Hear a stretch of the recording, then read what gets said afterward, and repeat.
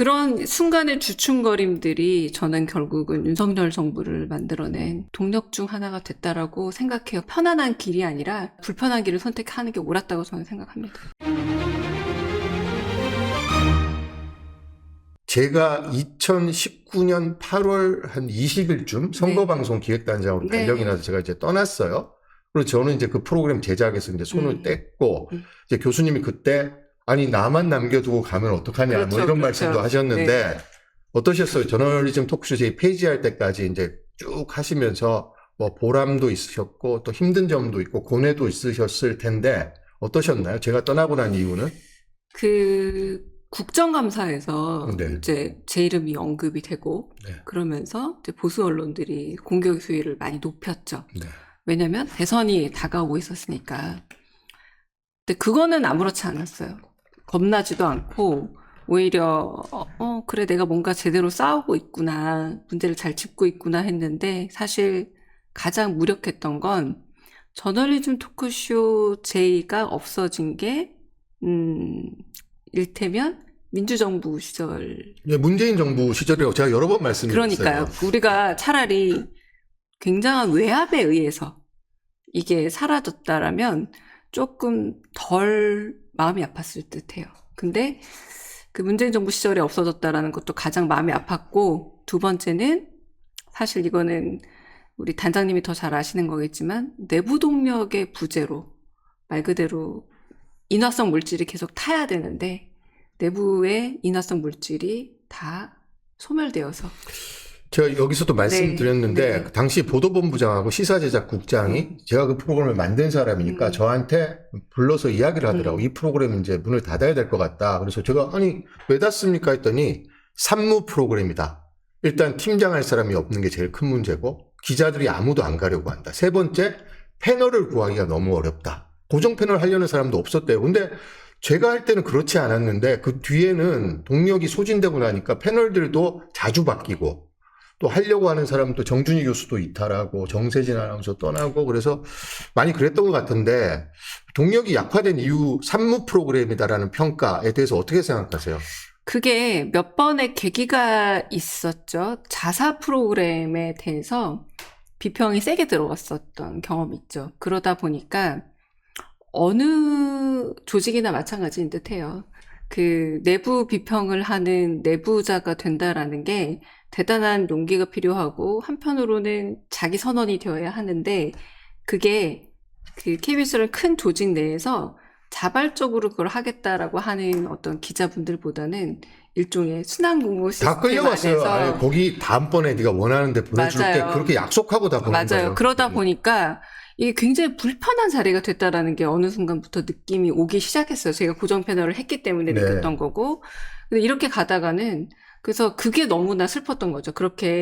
이렇게 의미 있는 프로그램, 그리고 평가를 받고, 그리고 한편으로는 너무나 큰 주목을 받다 보니 많은 시청자분들의 실시간 평가에 시달렸던 이것에 대해서 오히려 자긍심과, 그리고 한편으로는 기분 좋은 긴장감을 느끼시는 분들이 아니라 불편함과 위협감을 느끼는 분들이 점점 많아지면서 내부 조직 안에.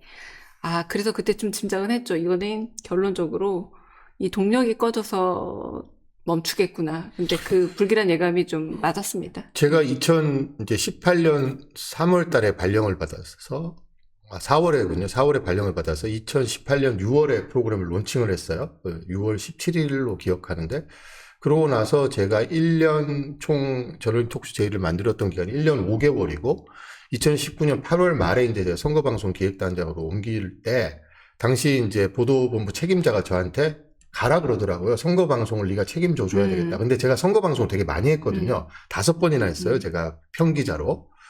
근데 이제 프로그램하고 제작하는 거, 선거방송 제작하는 게 조금 일맥상통하니까 큰 프로그램 제작은, 큰 기획은 네가 가서 좀 했으면 좋겠다라고 이야기를 해서 제가 거절을 했거든요.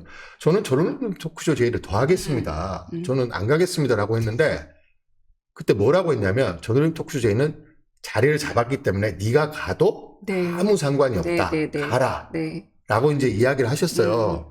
근데 아마 그런 것 측면이 하나 있었고, 제가 선거방송을 제가 하면 뭐 잘할 수 있을 것 같다는 그런 판단도 있었지만, 이면에는 어떤 판단이 있었냐면, 제가 그걸 계속 하는 거에 대한 부담감이 회사에 있었어요. 아, 그렇겠죠. 제가 그 이제 프로그램에 대한 장악력이 그럼요. 너무 높았기 때문에. 마치 무한도전의 김태호 PD처럼. 네. 그러니까 네. 제가 말도 잘 안 듣죠. 네. 그 다음에 거기 있는 패널들하고 기자들하고 제가 다 이렇게 끌고 이렇게 가면서 저는 그 저널리즘 토크쇼 제2에 왔던 그런 어떤 팬덤이라든지 이런 걸 저는 부담스럽게 생각하지 않았고, 그 다음 째 그 내부 비판, 외부 비판하는 거 저는 숙명으로 생각했기 때문에 거기에서 오는 부담도 저는 다 이겨낼 수 있다고 생각했어요. 그러니까 이게 너무 부담스러운 거예요. 회사에서 봤을 때. 제가 언제 내부 비판을 할지 모르는 거예요.